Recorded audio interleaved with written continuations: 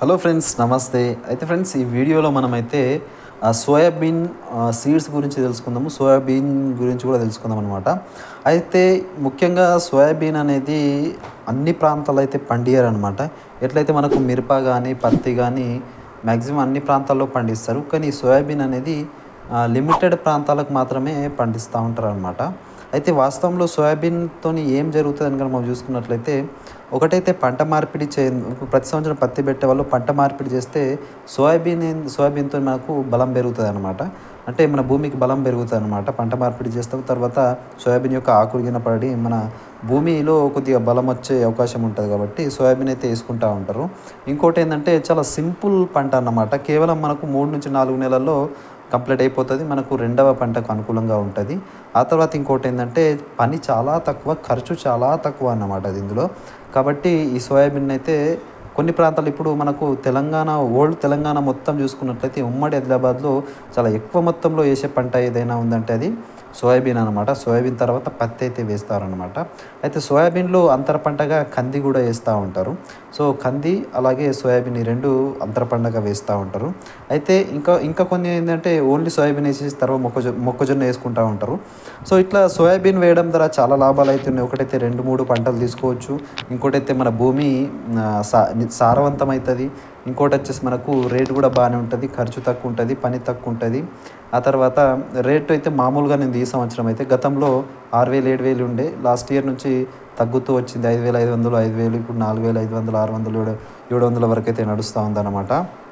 అయితే ఇక్కడ నేను చెప్పే పాయింట్ ఏంటంటే, మనకు లాస్ట్ ఇయర్ సోయాబీను ఈ ఏదైతే ఎల్లో మొజాయిక్ వైరస్ అనేది ఒక వైరస్ రావడంతో చాలా వరకు దిగుబడులు తగ్గిపోయినాయి.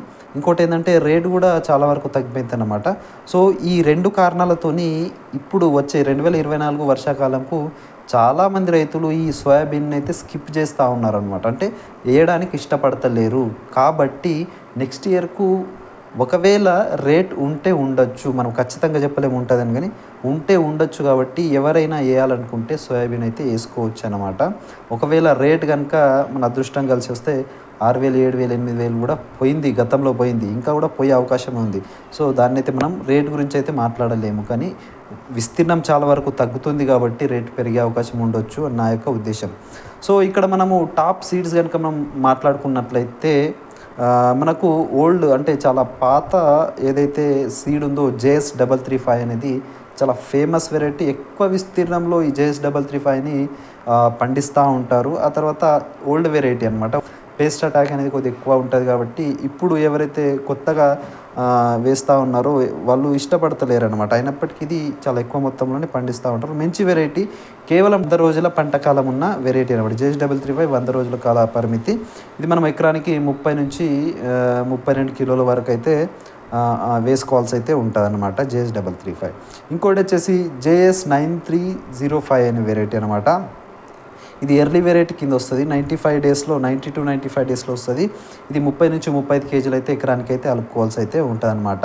అయితే ఈ ఏదైతే JS9305 అనేది దీని ఏదైతే సైజు ఉంటుంది అంటే గింజ సైజ్ అనేది చాలా లావుగా ఉంటుంది అనమాట. సో లావుగా ఉంటుంది కాబట్టి దీన్ని మనం KDSకి క్రాస్ చేశారనమాట. JS9305ని తీసుకుపోయి KDSకు క్రాస్ చేయడం జరిగిందనమాట. సో ఇదైతే ఒకటైతే గుర్తుంచుకోండి. ఇంకోటి JSలోనే మనకు JS9560 అనే వెరైటీ ఉంటుంది అనమాట. ఇది ఇంకా ఎర్లీ వెరైటీ అనమాట. అంటే 80 డేస్లోనే మనకు కంప్లీట్గా వచ్చేస్తుంది. ఇది మనకు 35 to 40 కేజీస్ అయితే ఎకరానికి అయితే అలుపుకోవాల్సి అయితే ఉంటుంది అనమాట. సో ఇదైతే మనం JS నుంచి 3 వెరైటీస్ చెప్పడం జరిగింది.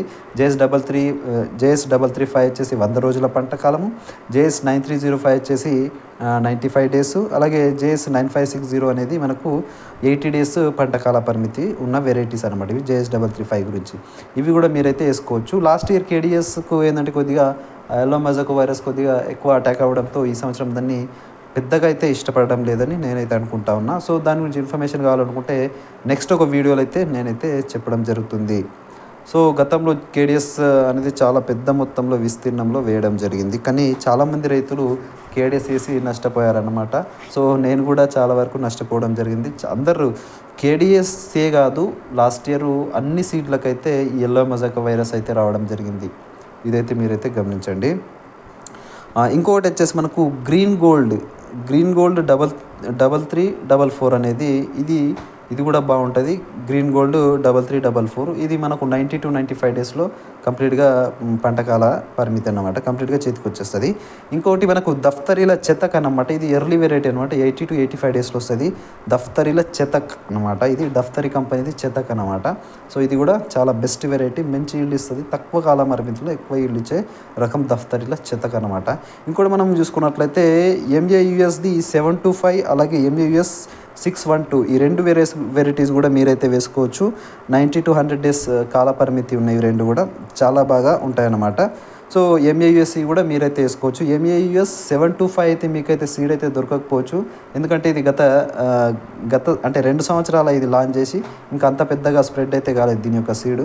MAUS 725 అనేది అందుబాటులో దొరకకపోవచ్చు మీకు, కానీ MAUS 612 అనేది దొరుకుతుంది ఎక్కడైనా, అది మీరైతే తీసుకొని మీరైతే కల్టివేషన్ అయితే చేసుకోవచ్చు, పండించుకోవచ్చు.